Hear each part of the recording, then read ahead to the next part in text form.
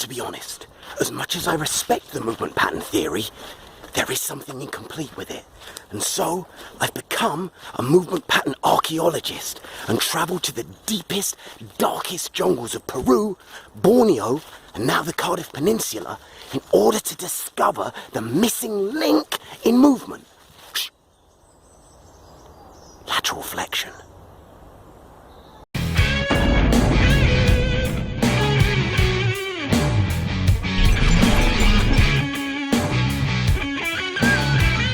Lateral flexion is the Sasquatch of the pattern evolution theory. It's the missing link pattern because although it's not used that much in our modern life, it was vital from our early origins. Warning, archaeology degree awarded from Essop University, so while the conclusion is correct, the reasons have been reverse engineered, so maybe factual feces. When apes are swinging from tree to tree, they don't do it Tarzan style, like he's taking some kind of taxi across the treetops. That's a Hollywood lie. The real king of the swingers is doing a different kind of swinging. For our ape ancestors, the vines were static, so to traverse those divides, you were going to have to go sideways to the task. Apes in trees are doing the equivalent of the human flag just to get a snack. Imagine you have to bust out that pose every time you want to get a bowl of Fruit Loops. And it's because we're basically apes without trees. I think that's the first reason why we got disconnected from our lateral strength. Nowadays, this is what we call lateral flexion. You're flexing or contracting laterally, and let's be honest, this is not man's great fire. Ooby-doo, I wanna be like you. And the one thing that bodybuilders know is how to make the body look good.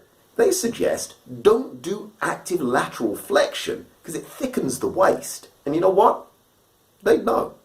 They've hit upon the concept that in the body, if it moves, it grows. If it stays static, it stays smaller. Isometric exercises build strength, but they're not an effective way of building size, and the waist is one area where no one's trying to build girth. Unless... 'cause I'm the king of cellulite, hammer. There's an even bigger monkey wrench in this whole program.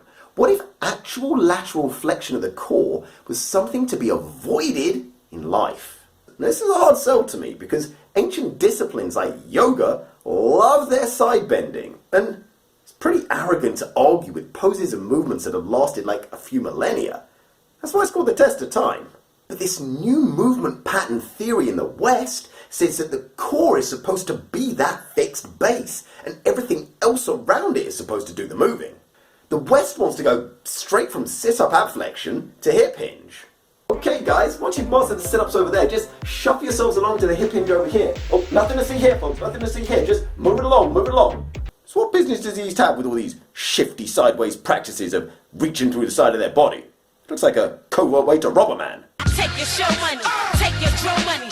Well, I reckon that controlled postural side bending will have a therapeutic effect on the viscera, organs and diaphragm, but I'm also pretty sure that sloppily flailing around like a beached whale is going to have a destabilizing effect on the core because it's going to teach you a poor movement pattern.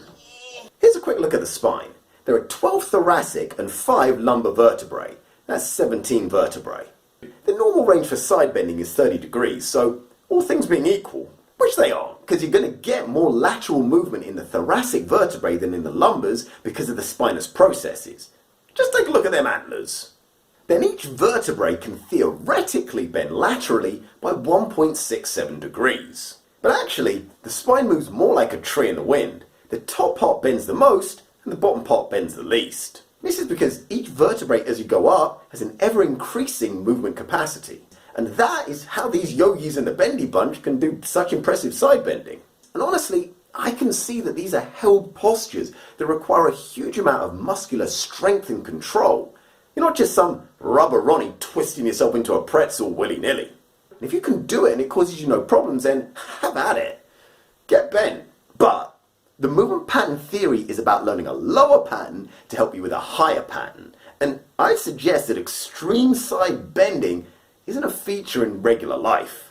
And in this journey from ab flexion to hip hinge, I've noticed that a lot of people can do a sit-up, but they don't have the hip control to be able to do a hip hinge. So the West needs to start thinking laterally about lateral flexion. So give me the fire.